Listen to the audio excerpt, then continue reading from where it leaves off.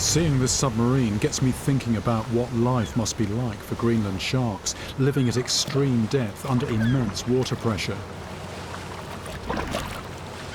This is a aluminium drinks bottle, empty. Seal it up. When I say it's empty, I mean technically it's full of air, but air at 1 atmosphere of pressure. And I'm going to throw this in the water. Actually, if I threw it in just like this, it would float. So, a couple of big weights to take it down and to record what happens to it. Waterproof camera here. Just set that running. A Greenland shark has been observed over 7,000 feet down from a robotic submersible. This experiment shows what happens at just a fraction of that depth and pressure.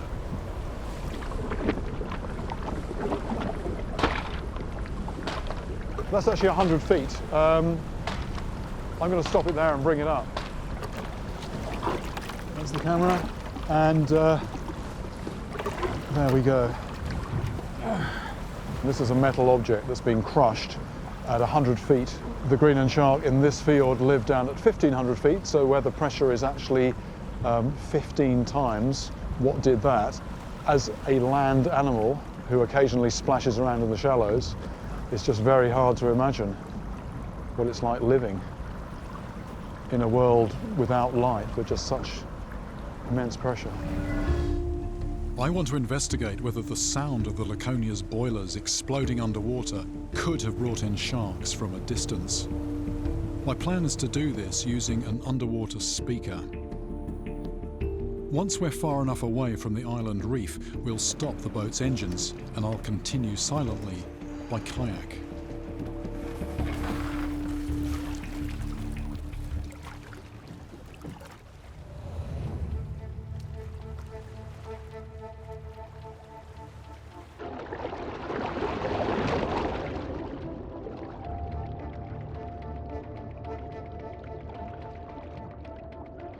I've heard that there have been white tips spotted in this area, and what I want to do, I want to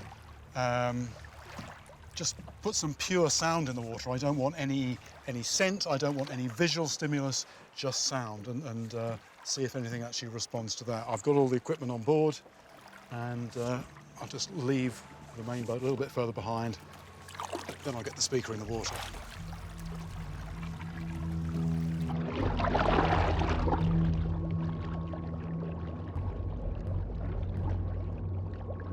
As the name suggests, oceanic whitetips are true open ocean predators. They are able to travel huge distances between feeding when prey is scarce. In the vast expanses of water they travel through, they are constantly on the alert for any unusual occurrence.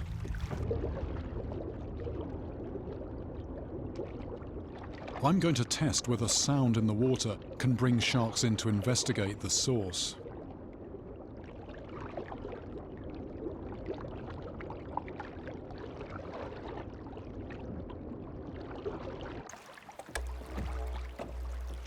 I'm putting a low-frequency tone through the speaker. A shark's hearing is adapted to very low-frequency vibrations, such as those made by struggling prey.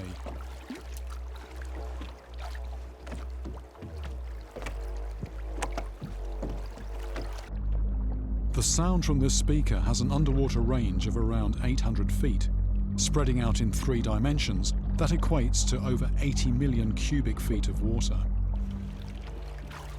Now, all I have to do is wait.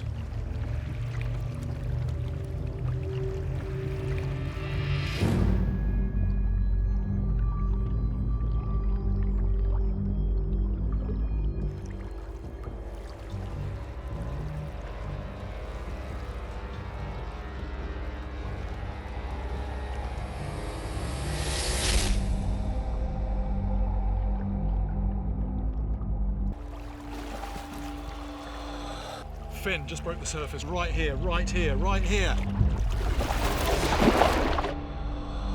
Heading this way. I'm guessing about 6 foot under the water. It's a lone oceanic white tip.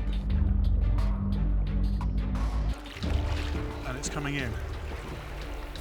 and it's just feet away from the speaker. It's actually just within 3 feet of the speaker. But one lone shark doesn't prove my theory.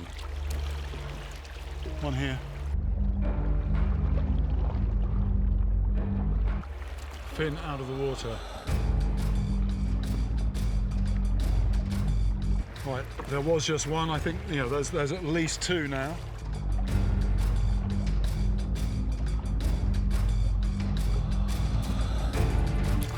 Ah, right by the speaker, just 2-3 feet away.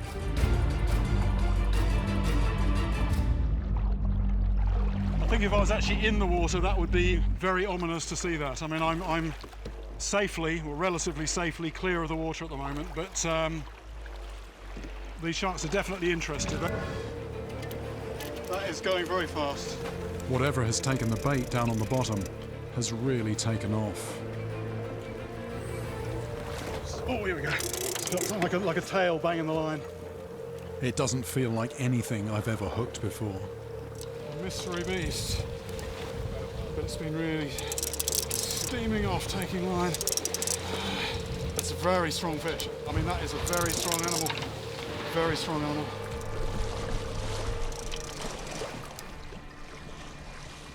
It feels like a massive, I was going to say dead weight. It's not dead, it's definitely alive. But it's a weight. I'm breaking quite a sweat here.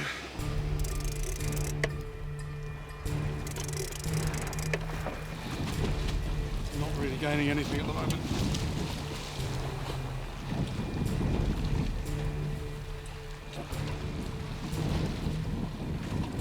Oh, there we go, so a little bit of gain there.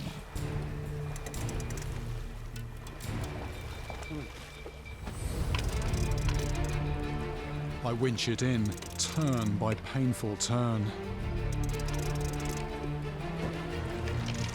After nearly an hour of struggle, I might finally see my opponent. Whatever it is now close to the surface. You can see something down there. A very indistinct outline. But nothing prepares me for what is revealed on the end of my line. One way or another, this is sort of end game.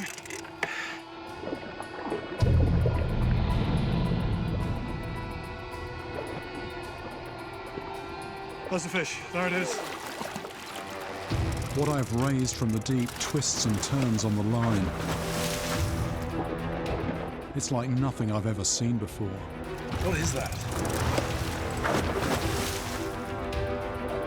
It's easily longer than the width of our boat. I estimate around 12 to 14 feet long. That's a big old fish. Well hooked. Woo! Right. Shark scientist Tristan identifies it as a 6-gill shark, a primitive creature that inhabits the deep ocean.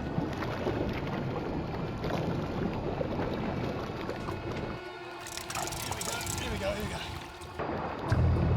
This animal has more fossil relatives than living ones.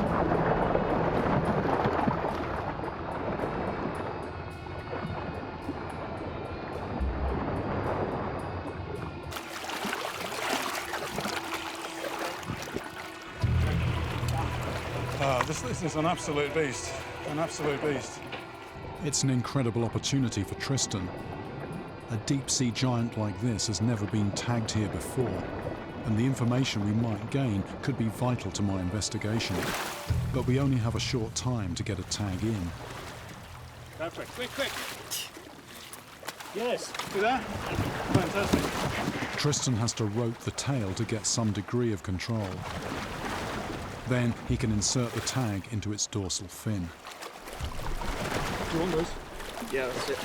So this is 48 hours, then it'll pop off, is that the idea? Yeah, this is 48 hours, and this will log temperature, depth and light, and then pop off.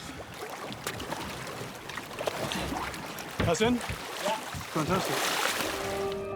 Later, after Tristan has retrieved the data from the tag, he calls me with what might be the glimmer of an answer. Hello, Tristan. Hello! So you got something from the tag?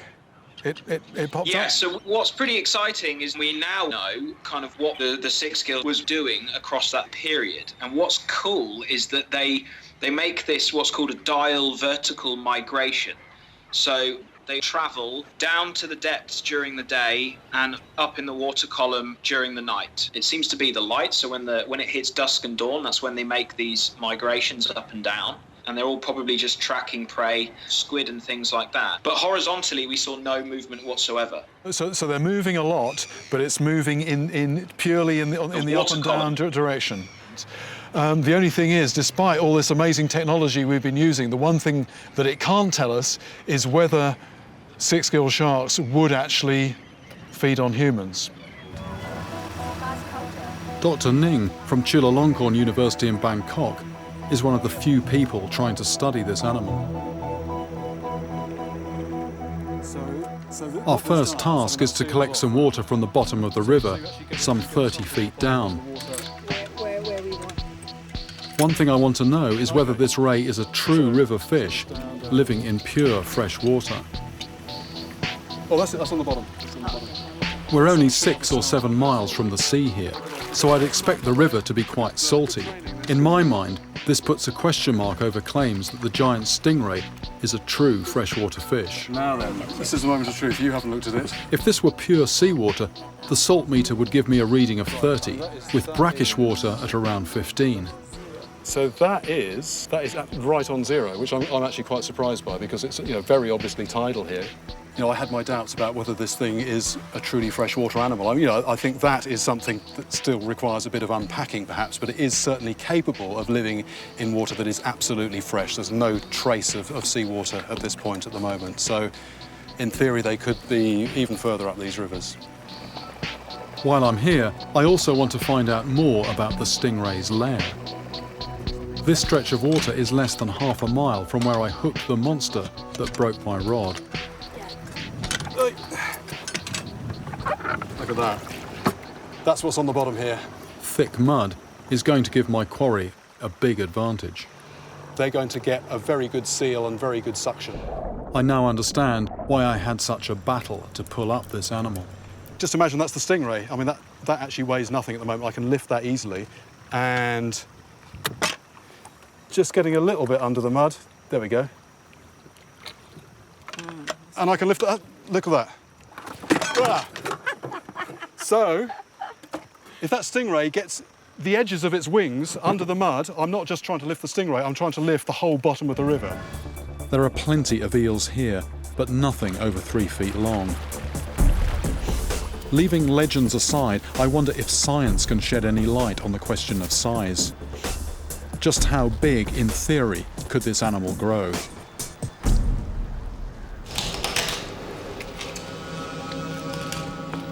Inside the skull of a dead eel may seem like a strange place to look for an answer. But Dr. Don Jellyman is the world authority in these animals, and he knows exactly what he's after. So this is the brain, the spinal cord, and this little otolith sits in a small sac just on the back here, and it's part of the balancing system.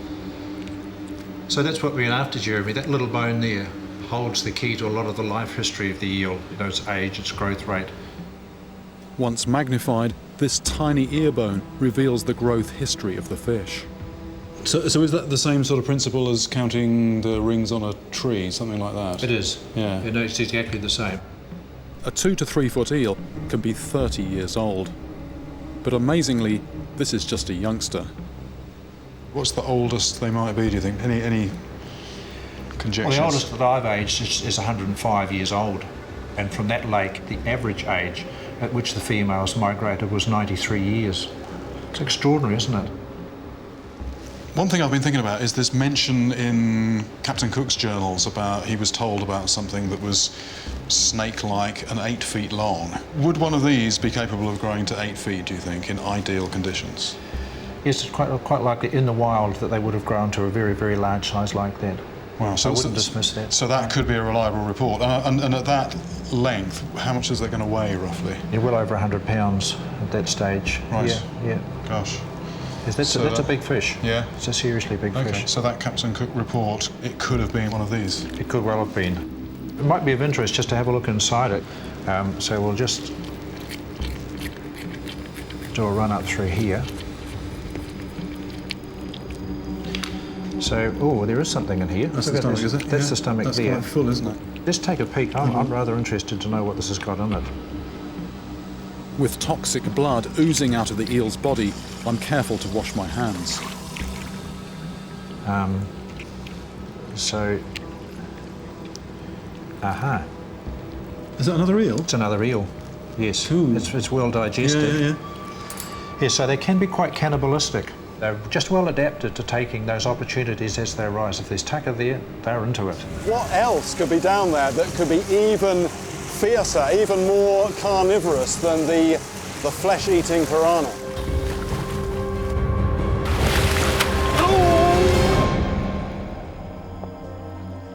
Piranhas may enjoy a reputation as evil killers, but here in the Amazon, they are far from the top of the food chain. This river is a supremely predatory environment. And I'm told that there are wild river monsters that come here to be fed by locals. These creatures are highly adapted killers and greatly feared by the piranhas.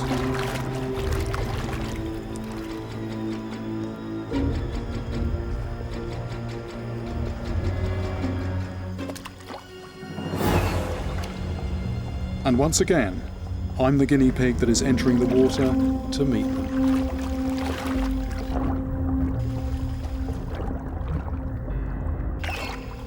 Dolphins. Who'd have thought it? 1,000 miles from the ocean, right up the Amazon River, freshwater dolphins.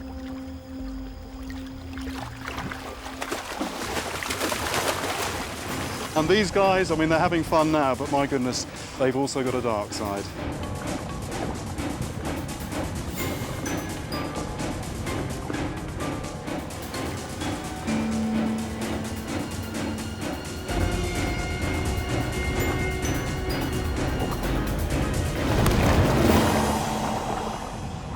I'm in the middle of a frenzy. That one got my thumb.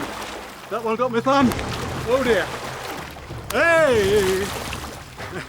And these are the guys that take out piranhas. A little bit eager.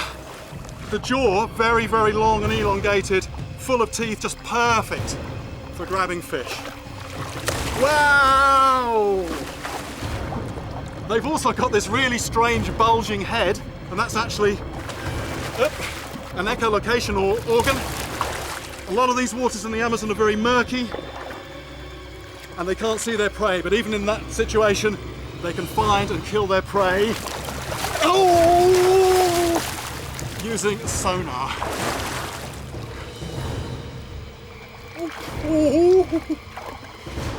You know, you've got to be very, very careful tangling with these creatures. Time for me to get out, I think. The depth gauge now reads 2,000 feet. We are precariously positioned on a tiny ledge. To my right, a sheer cliff face drops away towards the bottom of the trench, another 5 miles down. The pressure on the outside of the hull now is more than 900 pounds per square inch. A crack would mean instant death. So, white light at the moment, and we're now going to switch to red light, which the sharks won't be aware of. So we're about to go into stealth mode. This means that although we can see what's going on, the shark can't see us. Hagfish coming right in front of us.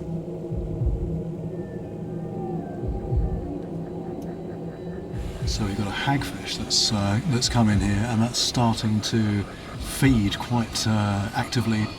What that's doing, that's stirring up a cloud of scent in the water. There's giant isopods scuttling around as well, which have obviously got wind of something happening here. So there will be a cloud of scent slowly spreading out in the water, and what we're hoping is that that's going to call in the sharks. Shark. We've got a shark.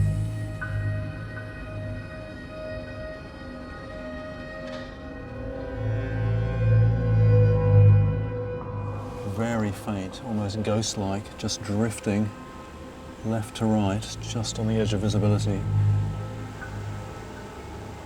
But I'm guessing that wasn't just a sort of a coincidental drift by. I think it's probably picking up the scent. It's turning around, it's turning around.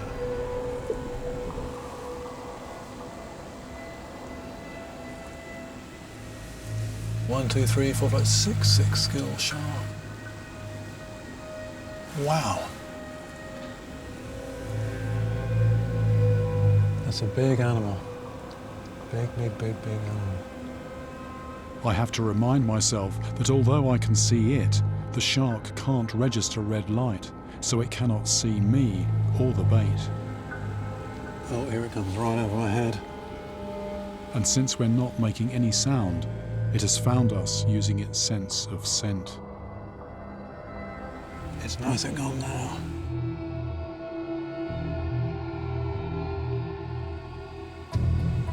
There it is. It's coming round again. It's coming into the bait. It's coming in. This looks quite purposeful. Look at that. Wow.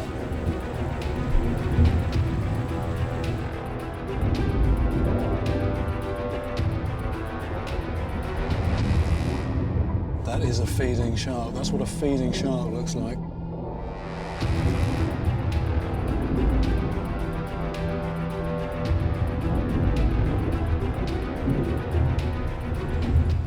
I'm literally inches away. Inches away.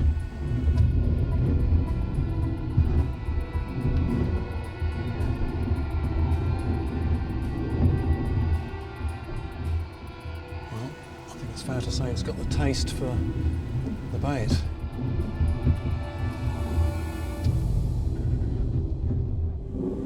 That's amazing. That's amazing. The bait has been obliterated by the shark's serrated teeth.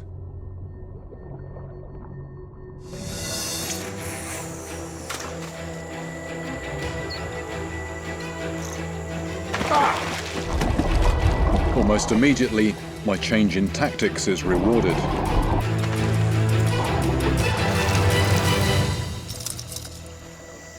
Very aggressive piranha there, taking this very noisy, large lure on the surface.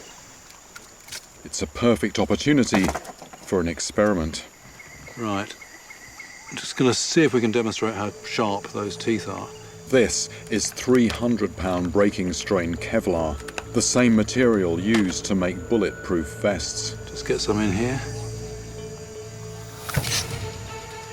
8? That's impressive. Its teeth slice effortlessly through the Kevlar.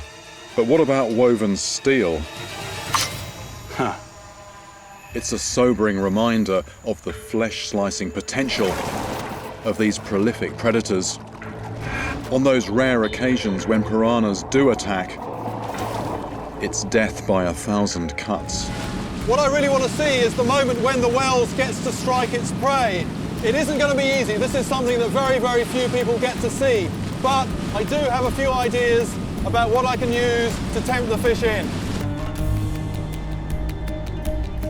This is the camera, and this is what's going to be behind the boat, and about 3 feet behind this is going to be the lure. So it's going to be looking back. The thing is, this is actually quite a lump of a camera, even though it's a small camera. So I think, here we go, size got, here we go. Flotation. 2 if we need them. 2 tanks. And to stop it wibble wobbling around a little bit, because we're angling, there we go, one of those. And that will just keep it flying straight and level. And we'll lob that off the back of the boat, and we'll see the lure, and hopefully we'll see something come up and grab the bait. I'll need to hang on, otherwise, if something big takes this, the whole monitor could go overboard. This is actually working really well. I've got the lure in picture. It's bang in the middle of the screen. I'm actually watching. Normally it's just there and you've no idea what's happening. I can actually see my lure out behind the boat. A fish? I think it was a carp. Yeah. Oh, we're bumping over the bottom. Oh dear, what's going on there? Right, need to, in a bit. No, it's bumping, it's bumping. I've lost the lure, haven't I? I've lost the lure. I think the camera might have been bashed around a bit, though. Not robust enough, unfortunately, to withstand being bashed along the bottom. But other than that, actually doing very well. Before that, there was this grey shadow that appeared from nowhere, which sort of came and went, and it could have been a catfish investigating it and shying off at the last minute, or it could have just been a rock going past, I don't know. What I'm about to see is another unexpected aspect of these fish's behaviour. What we're doing is we're doing something called clonking, and it's sending a sound wave down into the water, and we can see on the sonar. Oh yeah. Yeah. Oh yes. Yeah. Direct on your lures. Oh, there it is. I've got it. There's a catfish. There's a catfish. Yeah, it's right under the lure. Yeah. Fantastic. I see him on the sonar. Yeah. There he is. Tentacles. Comes back. Yeah. Right, what's happened now? And it's coming up now, right in the middle of the screen. Fantastic. Look at that. It's attacking the camera. What this has just demonstrated is that when you've got splashing, when you've got commotion on the surface, the catfish, which they live on the bottom, they will come up to investigate. Ah, yes. Bottom of the screen. There it is. Look at that. There it is.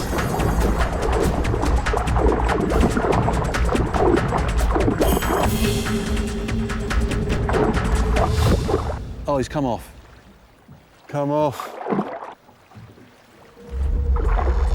This is amazing, getting a fish on camera taking a bait, attracted in by sound and vibration. Like sharks to a plane crash, these fish fear nothing. It even attacks the camera. It's been really good though, just to actually see what I've seen on the screen. Very, very rare to see this fish behaviour. So I feel sort of quite privileged to have seen that. This is very much unknown territory we're going into, trying to encounter tigerfish underwater.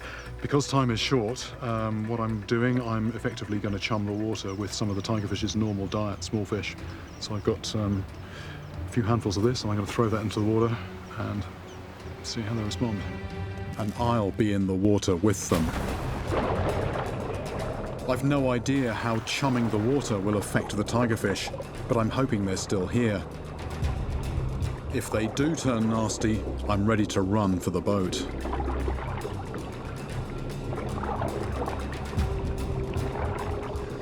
I'm starting to wonder what will attack me first.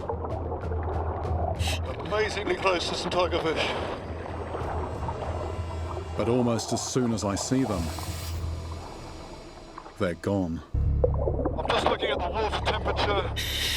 It's 66, which is actually not good news. According to Brad, the temperature when the crocs start to wake up a little bit is 64. So we're slightly on the edge of what we should be doing. I'm pushing my luck, but I want to know if tigerfish are man-eaters. And I'm too close to pull out now. Just opening the fish bag. I do wonder about the advisability of being down here with a bag of bloody chopped up fish. Within minutes, the tigerfish are back. And this time they're coming in to check me out. They're getting closer and closer all the time. I brace myself for the jaws. And then...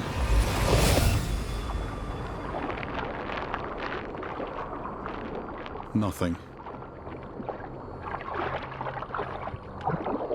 I'm in plain sight of perhaps 50 hungry tigerfish, yet they're refusing to touch me.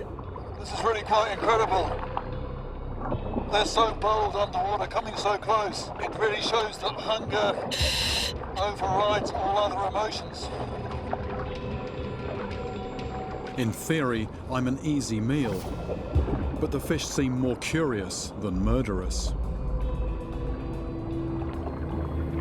They've got the jaws and teeth to attack me, but plainly they don't see me as food. I'm simply not on their menu. So what about those rare stories where people have been attacked?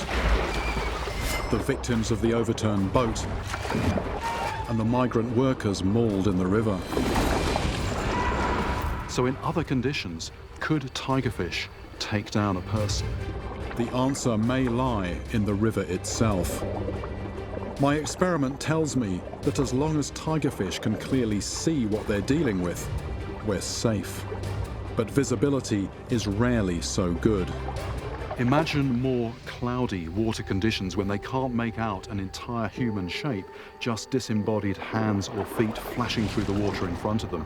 Factor in the way they hunt in packs, their instinct to bite first and ask questions later, and their boldness to all pile in once the first fish has taken.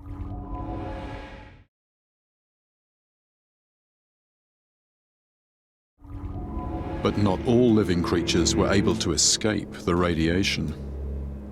There were fish living in the very water that cooled the reactor, and what I need to